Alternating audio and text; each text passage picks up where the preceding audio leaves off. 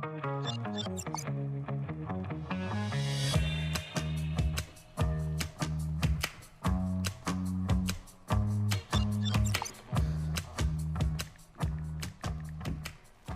everybody, I'm Sabrina Salas-Matanani. And good afternoon, wherever you're watching us from. We're on Facebook, we're on YouTube, and we are on KUAM TV Live. I'm Jason Salas. Welcome to the Hotspot. Here's what's in our news server. The menu, brought to you by King's Restaurant, always open, always local, and Ruby Tuesday Guam, home of the Fresh Garden Bar. Topping today's data drop, on trial for murder, the government has rested its case against Rudy Canata. Hannah Devanzo has a live report coming up. Internet crime in Guam and the CNMI, details from a recently released FBI report. Also, a local contractor doing work at the airport has been cited by the Federal Department of Labor. The country of Guam, details from the Senate Judiciary confirmation hearing for U.S. Supreme Court nominee Ketanji Brown Jackson. And we start things off by going to our Hannah Devanzo, who is positioned downtown. She's been covering the trial of Rudy Canata, and she joins us from the courtroom in Hagåtña this afternoon. Howdy, Hannah. It's day 6 of Rudy Canata's trial, and the government has rested their case. Peter Santos, Canata's attorney, made a motion for a judgment of acquittal. He says there is not nearly enough physical evidence to convict Canata as responsible for the murder of Daniel Sanchez. Prosecuting attorney Leonardo Rapadas opposed the motion and said there is in fact enough evidence. He said there's no eyewitness, but there is physical evidence. There is a victim who is dead inside the defendant's home. Judge Perez did not let the motion go through and is instead letting the case go to the jury. Today we heard from defense witnesses, including an ex-girlfriend of Rudy Canata. We'll have the full details for you tonight on Primetime. Reporting live for KUAM News, I'm Hannah Devanzo. Thank you, Hannah. As she reported, the prosecution has rested its case. The defense has began presenting its witnesses. She'll have the latest tonight on Primetime. Also making island headlines this afternoon, the family of one of the missing fishermen down in Inalahan has confirmed their loved one as Javen Apatang Zapatos. He was one of 2 fishermen that emergency responders had been searching for since Saturday in the southern village. One of them was found on Monday. He's since been identified, as you probably know by now, by 23-year-old TJ Nitong. He was best known from the beloved singing group The Kids from Chuk. The search, as we reported, was suspended after 4 days. 64 people in Guam and 29 in the CNMI were victims of internet crimes in 2021. The Federal Bureau of Investigation released its internet crime report, which places Guam in 55th and the CNMI 56th down the list of the victims per state. Guam saw $2.1 million in victim losses, while the NMI reported a $705,000 loss as a result of those crimes. The 3 most common online crimes nationally are phishing, non-payments and non-deliveries, and personal data breaches. The report notes that one complaint can have multiple types of crime, and some complaints were filed more than once. The FBI report describes the past year of web activity as, quote, an unprecedented increase in cyber attacks and malicious cyber activity. They add cyber incidents are in fact crimes deserving of an investigation, leading to judicial repercussions for the perpetrators who commit them. An airport contractor has been found in violation of the Fair Labor Standards Act. According to a media release from the Federal Department of Labor, investigators found the general contractor on an $18 million building project at the Guam International Airport Authority denied a pair of workers overtime wages and failed to pay 4 heavy equipment operators as required on the federally supported project. The inquiry led to the recovery of more than $14,000 in back wages and liquidated damages for the 6 workers, as well as an assessment of more than $2,200 in civil penalties for the repeated and willful nature of BME & Sons violations. In the year 2020, the company paid almost $14,000 in penalties following a fellow investigation that year, finding overtime wage violations. Out with the old in preparation of bringing in the new over at the Port Authority of Guam. A $2.5 million project kicks off to demolish, dismantle, and dispose of massive inoperable assets. We're talking about gantry cranes, a mobile harbor crane, and 2 barges that haven't been working for decades. By getting rid of these inoperable equipment, it will eliminate unsafe working conditions for port employees and users, and will present the port with financial opportunities to generate revenue by creating additional berthing space for ships along the wharfs. Our Lady of Mount Carmel remains closed following the floor collapsing in the sanctuary area Tuesday night of the church.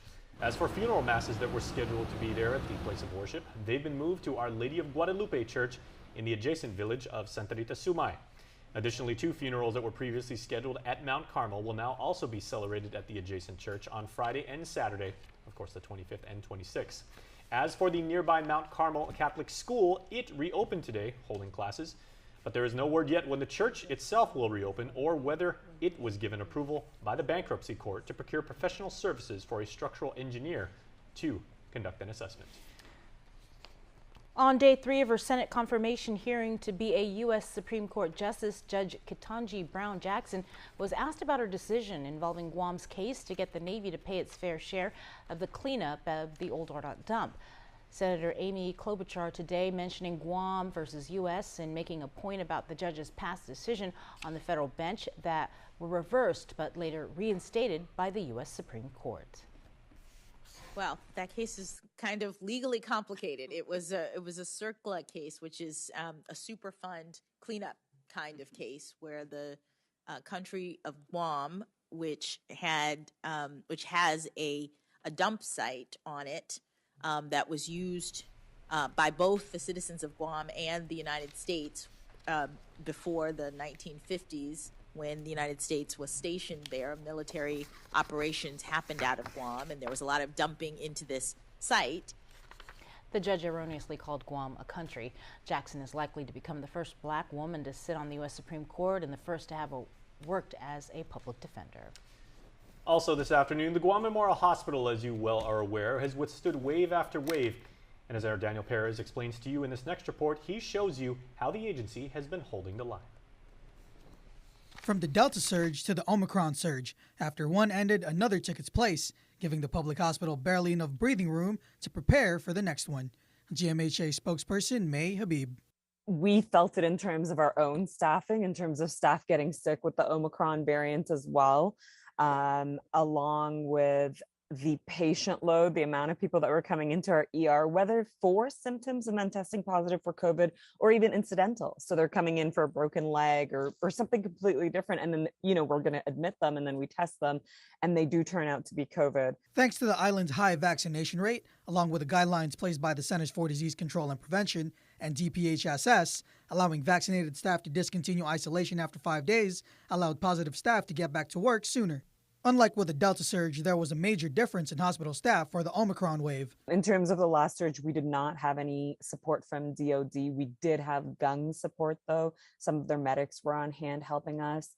But otherwise, it's really just our nurses and then whatever supplemental travel nurses we have. Although the island isn't officially out of the Omicron surge just yet, GMHA continues to remain ready just in case the surge picks back up or if a new COVID variant starts circulating around. Daniel Perez reporting for KUAM News. And of course, the undoubtedly one of the many, many heroes of the pandemic era are our island's beloved nurses. And coming up after this quick commercial break, we talk to the person who is in charge at the University of Guam of training those very nurses, Dr. Marga Hattori Uchima, a very good friend of ours. But first, looking for a job, here's the higher ground.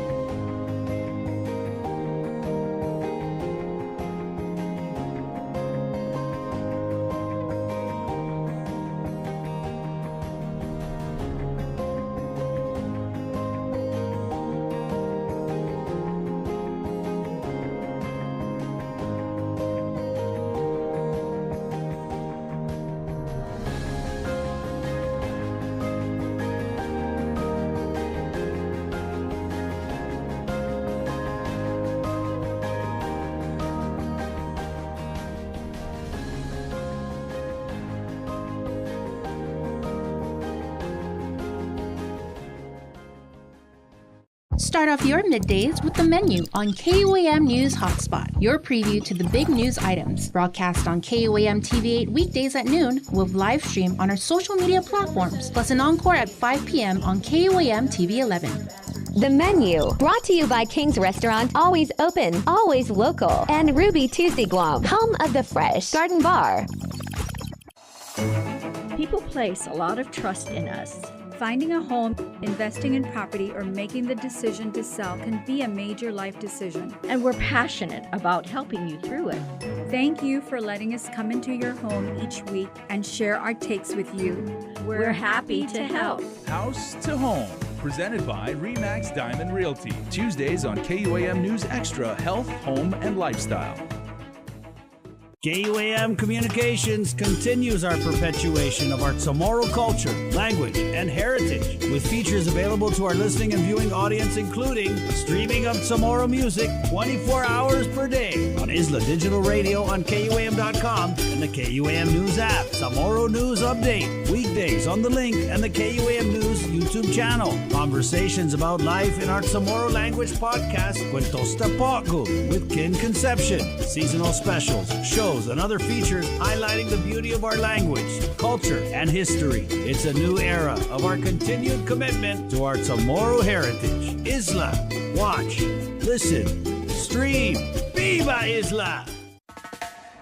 Pacific Matters is a half-hour news, culture, and lifestyle show focused on issues that impact Guam, the Northern Mariana Islands, and the larger Pacific region. Join Tomas Naglonia every Monday to discuss politics, trends, and take a deep dive into the issues changing our island home, because what happens in the Pacific matters.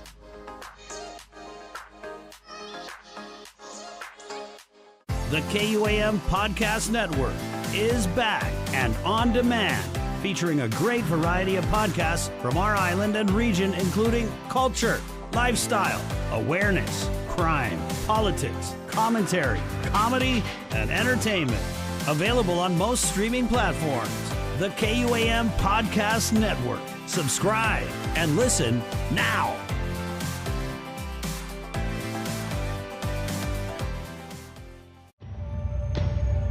Listen, watch, and learn from the daily Chamorro news updates from KUAM News. Catch them on The Link during the 8 o'clock hour, streaming online on Isla Radio, or on the KUAM News YouTube channel for your convenience. Tune in and stay informed, all while preserving our precious culture through the daily use of our native Chamorro language. Chamorro news updates are brought to you by your familia at First Hawaiian Bank.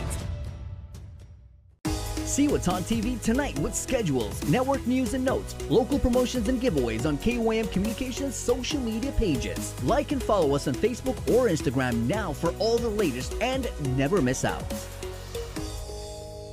Type 2 diabetes can have a big impact on your life. But how can it be prevented? Well, the first step is knowing if you have something called prediabetes. Take the 1-minute risk test today at doihaveprediabetes.org. This message is brought to you by the KUAM Care Force.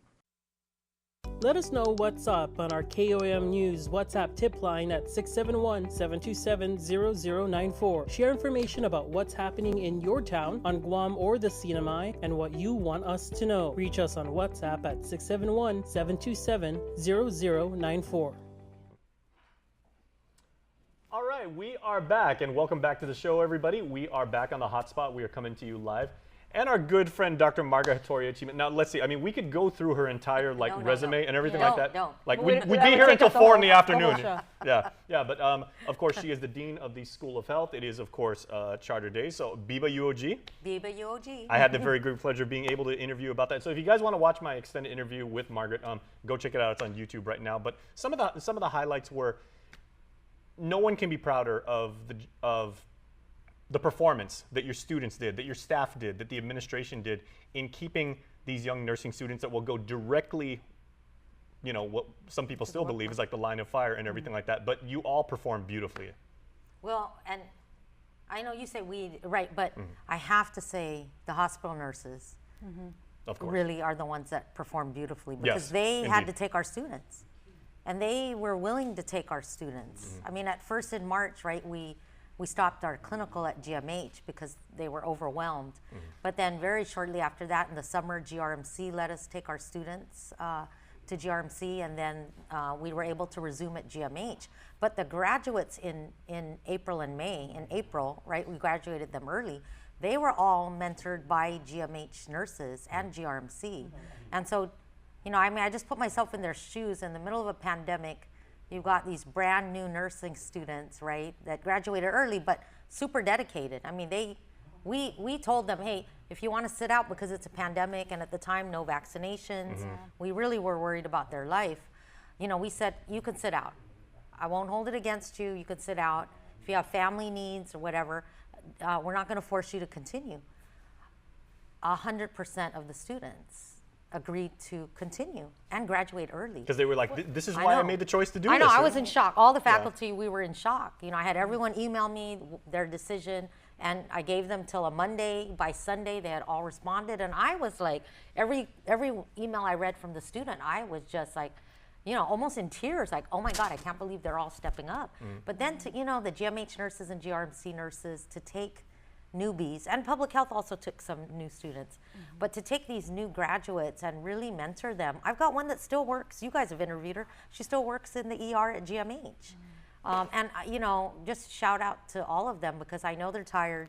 They had to study for NCLEX. They've all passed NCLEX. I do want to mention that, though, Bree, real quick, because the two stats that absolutely blew me away are, when I interviewed Margaret, are the fact that UOG has a 100% rate for all the School of Health graduates, right, of finding employment within the first 6 to 9 months. Yeah. And for the nurses, it's, was it 96.5% of them passed their NCLEX exam, which is not, you know, like an easy, you know, just write your name at the top. That's a very demanding, rigorous exam. Well, they all 96.5% pass it on the first try. I know, Mike. He's so good. Well, and you know, we had 4 years prior to 2020 of 100%, which is crazy. I mean, I don't plan on 100%, but to have 4 years of 100%, and then the pandemic, I kept saying, I'm not going to worry about the pass rate. We just have to graduate and, you know, help them as we can to pass NCLEX so that they're licensed.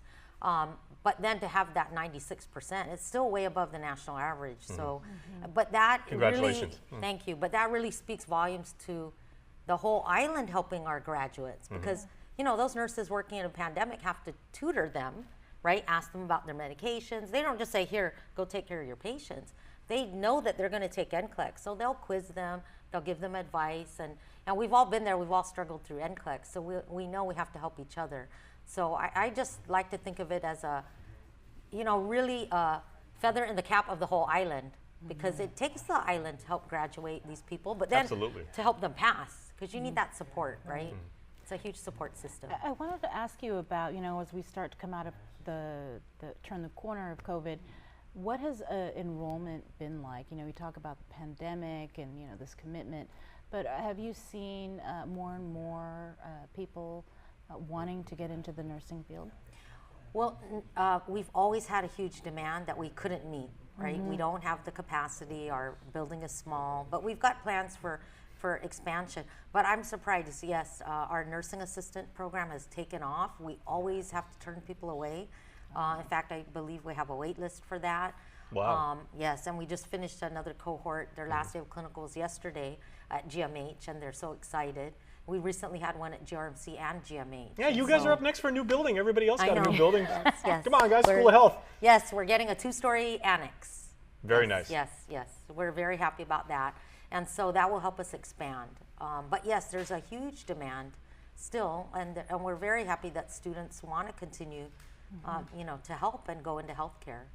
Well, I wanted to switch gears to the work that you do with the Guam Homeless Coalition, and there was a meeting today of OHAP. If you can tell us, you were mentioning during the break that there actually is going to be an outreach coming up. Right, right. And so we have it's the Governor's Interagency Council meeting, and OHAP is a part of that. And of course, it's always a great meeting. The Lieutenant Governor's the chair, and I have to say, it's a great council. I mean, I'm not bragging about me. I mean, the other members, right? I mean, okay. You've got people from GURA, you know, and God bless, you know, Ray. He was just such a driving force and a great member of OHAP. But we've got a homeless passport to services coming up in April that the Homeless Coalition is organizing. Catholic Social Services in charge. So that's April 22nd. It's a Friday, and it's our annual event. We only missed 1 year because of COVID. But we will have the service providers from both GovGuam agencies and nonprofits that will be there to provide services, both health services and social services. Has the official report on the pit count, has it been released yet? Because sorry. I know that we've been hearing about it, and I think I've even heard you talking about it in one of the OHAP meetings. because HUD kind of changed some definitions for homeless people.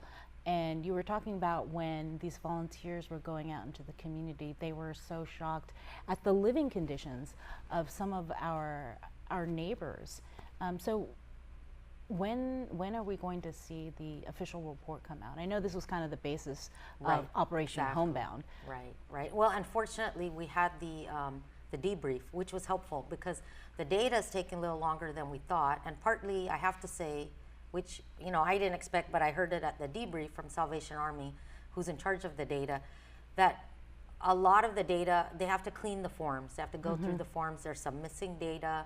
And just as someone who was out there also, it was very stressful because we had to worry about COVID. And, we have a lot of non-nurses that were doing the surveys as well. So we had to train them the right way to put on your gloves, the right way to take it off your gloves. We had to use face shields and an N95, which, the nurses were used to the N95, but the non-nurses aren't used to wearing the N95, and it's hot. Neither are journalists. Journalists had to get used to it too. Right. That was not easy. And so it was hot, and so I could see that there were, forms that people were missing some data. So that's why it is taking longer to go through the data. But fortunately, from the debrief, we were able to share information with the speaker, with Lieutenant Governor, with all of, with OHAP, and as well as the other members on the Interagency Council. And that's, partly the reason that Operation Homebound, one of the reasons that Operation Homebound was established and set out, and that's going well. We talked about that a little bit today. But, I think it's increasing the awareness of the increased poverty. I mean, people say, oh, Margaret, it's always been that way. People have always been living under canopies. And as someone that's always been counting, I mean, I don't know how many years now, I don't know, it just felt like there were more people. And I think, and I'm not trying to be naive, but I think what struck us was there were more families. And I met more people that had jobs like the end of last year and lost jobs, lost cars, kids that moved and didn't have a car, the family didn't have a car to go get them registered for the new school.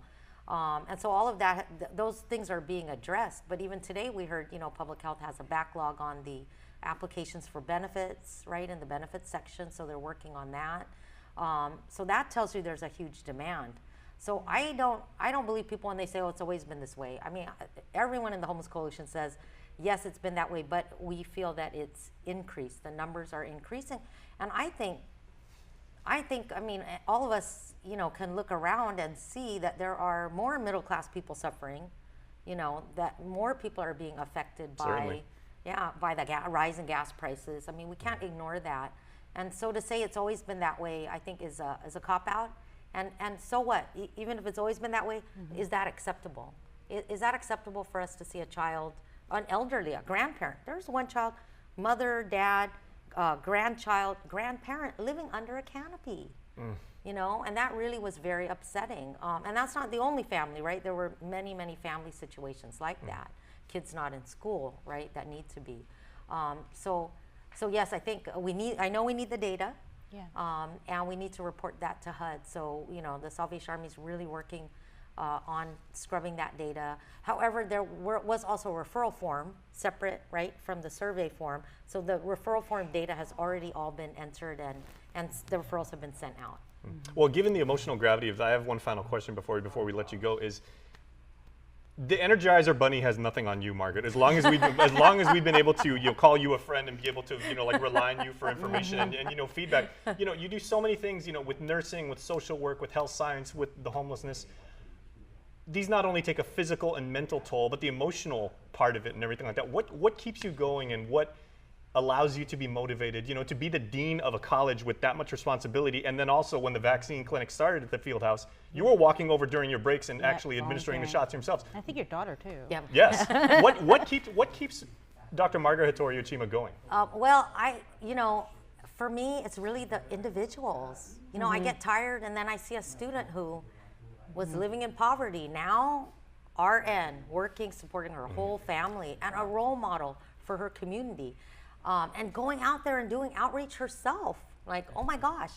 And she actually talked about that with our students and with our administrators. So, you think about that. And then one day there was a pregnant woman. It was on account, and I was so tired. We were out, you know, and the homeless coalition even called, said, Margaret, come in.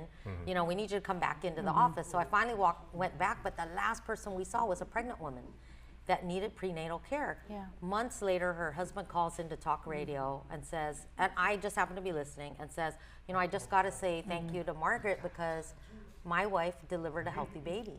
So, you know, it's these things that you don't think of, you don't hear it every day, that when I'm down and depressed, I look at that and say, oh my God, it just took a little extra. I was exhausted. I could have gone back to the office. I could have gone to take a nap, right? But just that extra 5 minutes, finding this mom in a van. And it was my coworker that found the mom in the van. You were able to reach another Guamanian and make a difference in their life. Right, exactly. And so to me, we have to think about that. I can't solve all the homelessness in the world or on the island, but if I can help one person, you know, that's good enough for me, right? And you can help someone. And if all our students help someone, right? All our graduates help someone. I mean, what a great world, right? And you can see it. So it's a great team that I'm surrounded by. It's not just me. Absolutely. I mean, look at the Homeless Coalition. Those people are really heroes, right? They're great. I'm sure I speak for Sabrina and all of us here at KUAM when we say the one day when they decide to rename the School of Health as the Santa Margaret School of Health and everything, you've got our full endorsement. You're so funny. No. So a lot of people ahead of me that deserve that building to be named. Yeah. Well, thank you so much. And they've got a great leader at the head, so certainly. Thanks so much. Thank you for what you do for the community. Thanks.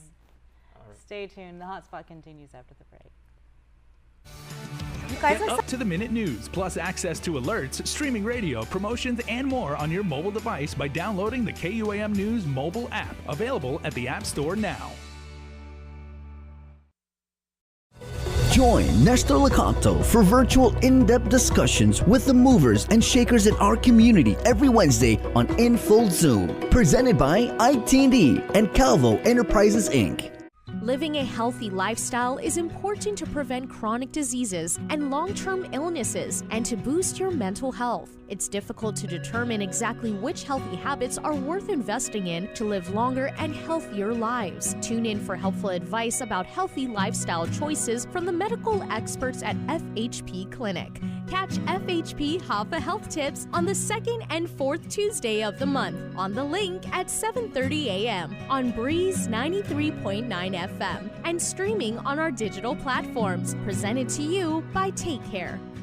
KUAM Communications continues our perpetuation of our Chamorro culture, language, and heritage with features available to our listening and viewing audience, including streaming of Chamorro music 24 hours per day on Isla Digital Radio on KUAM.com and the KUAM News app. Chamorro News Update, weekdays on The Link and the KUAM News YouTube channel. Conversations about life in our Chamorro language podcast, Cuentos Tapoco with Kin Conception. Seasonal specials, shows, and other features highlighting the beauty of our language, culture, and history. It's a new era of our continued commitment to our Chamorro heritage. Isla, watch, listen, stream.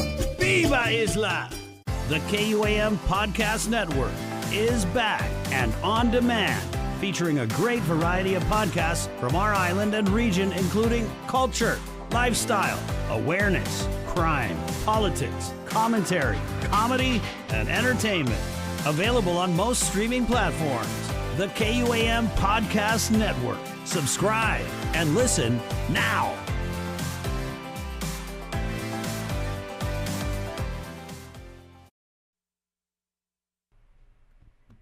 All right, for today's Fiesta Plate, our boy Joe Okada over in Dedido is going to show you how to make traditional and his unbelievable, legendary Tinatla Chutney. This is dried beef.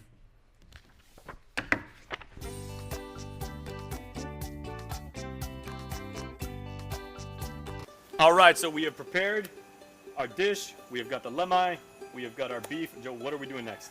We're going to make Tinatla Chutney, like the real Tinatla Chutney, sun-dried in a box. Traditionally, they would use deer or carabao, but for this, we're using brisket and top round. So basically what we do, cut them like maybe a 1/4 inch thick. How about this thin? Salt them up. And that's basically it. What we're gonna do is we're gonna bring it to our dry box and dry it. And how long do you allow it? Well, it depends on the sun, and if the sun is good, then I'll put it in from like at least 4 or 5 hours. This is like the real deal because I remember growing up in Oklahoma, just seeing the contraption that you use. It just takes me back to when I was growing up, when I was a teenager, and my mom and dad, they made the same exact box with the screen on top, and they just let the meat sit out there, and it gets really hot. You know? Yeah, you just let the sun do its thing, and it has a nice, a distinct flavor, a dry flavor that has that smell that you can't. Yeah. Okay, I have a question, teacher, sir. When we're leaving the meat out there, like to dry in the box and everything, do you have to turn it every once in a while? Yeah. So what you'll see is what we'll do is once we put it on, and then you'll start seeing like you can tell when it's when you need to flip it, because you'll see like little waters coming up on top of the meat. Oh, the moisture gets pulled out. Yeah, you can see the moisture getting pulled from the salt, and just flip it maybe halfway through the 4 hours, so like maybe 2.5 hours, and flip it, and then let it go for another 2.5 hours. So just one time on either side, and you're good? Yeah, we usually do it just one time. We don't really mess with it. And fry it up.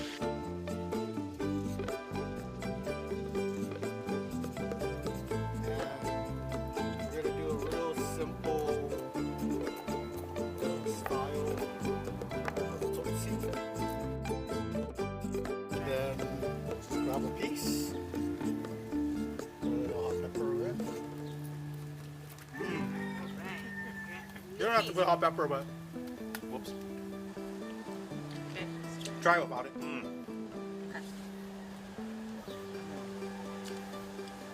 This is the real deal.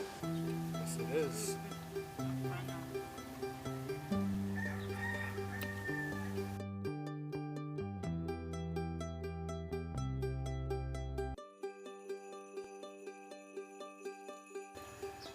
Thank you. Good stuff. And you can, and once you're finished cooking this too, you know, if you're at a barbecue, if you're at a family party, whatever like that, and for whatever reason, I don't see how, but if there's some like left over, you just put this in a bag, and this stuff is good for days after. Oh yeah, you can put it in the freezer. Yeah. And just save it for a rainy day. Send it to your friends in the States. Hello, mainlanders and everything. That's tomorrow. Biba. Biba. Thank you, Joe, once again. Thank you, guys.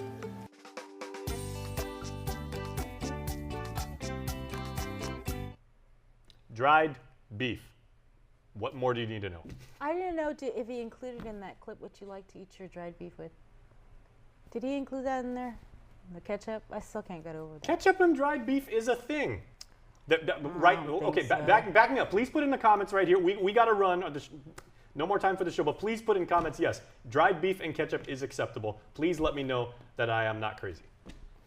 Gross. That's our show. Thanks for watching. Dried beef and ketchup, lunchtime. Let's go. No.